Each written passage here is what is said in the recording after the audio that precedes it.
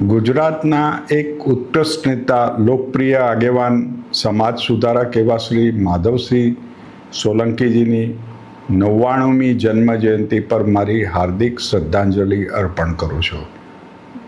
તેમની સાથે મારો પ્રથમ પરિચય મારા રશિયાના પ્રવાસ વખતે 1983માં થયો હતો. તે સમયે ગુજરાત સરકારે ઉદ્યોગોને પ્રોત્સાહન આપવા માટે ટ્રેડ ફેરમાં ભાગ લીધો હતો.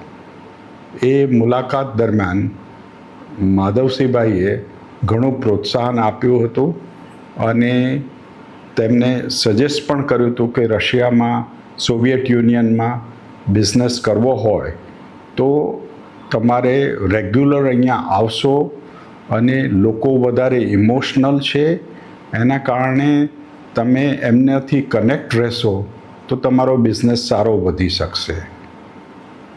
એ પછી એમની સાથે ઘણી બધી વાર મળવાનું રેગ્યુલર બેઝિસ ઉપર થતું હતું.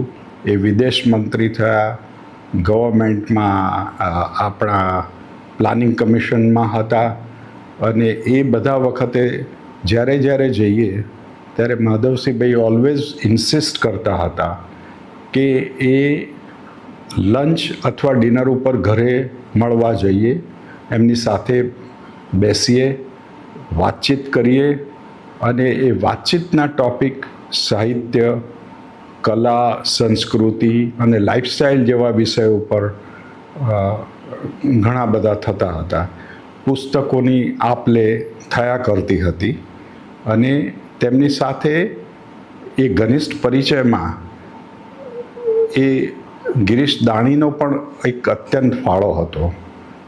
જ્યારે કંઈ પણ મને કોઈ તકલીફ હોય, કોઈ સજેશન હોય, બિઝનેસ અંગેનું હોય, સોશિયલ અંગેનું હોય, તો એ બધાની અંદર જ્યારે મેં એમને કંઈ પણ પૂછ્યું હોય ત્યારે એમનું ગાઈડન્સ અચૂક રહેલું અને તેમને જ્યારે કોઈ પણ સારા ખરાબ પ્રસંગ ઉપરની કંઈક ચર્ચા કરતા હોઈએ, બિઝનેસની ડિફિકલ્ટી હોય, ત્યારે એમનું ગાઈડન્સ બહુ જ યોગ્ય રહેલું હતું. અને એના કારણે મને જ્યારે હું દિલ્હીની મારી વિઝિટ હોય ત્યારે અચૂક એમને મળવાનો પ્રયત્ન કરતો હતો. અહીંયા આવ્યા પછી પણ એમની સાથે એ જ અમારું ટ્યુનિંગ રહ્યું, રેગ્યુલર મળવાનું રહેતું અને જ્યારે અહીંયા એમની સિમ્પ્લિસિટી, ગાંધીનગરના ઘરે કે ઘણી વખતે એમને મળવા જઈએ તો ઘરે કોઈ એકલા જ હોય, સ્ટાફ મેમ્બર ના હોય, તો એ ઓલવેઝ કે હું ચા બનાવી લાવું, ત્યારે આશ્ચર્ય થાય. પણ એ પોતે એટલા સરળતાથી એ બધું આપણને કરે અને એમને મને કહું કે મને રસોઈનો પણ અનુભવ સારો છે. એટલે એ એમની સાથેની એક લાગણી અને એમને ઘણી વખતે મળવાની ઈચ્છા થાય.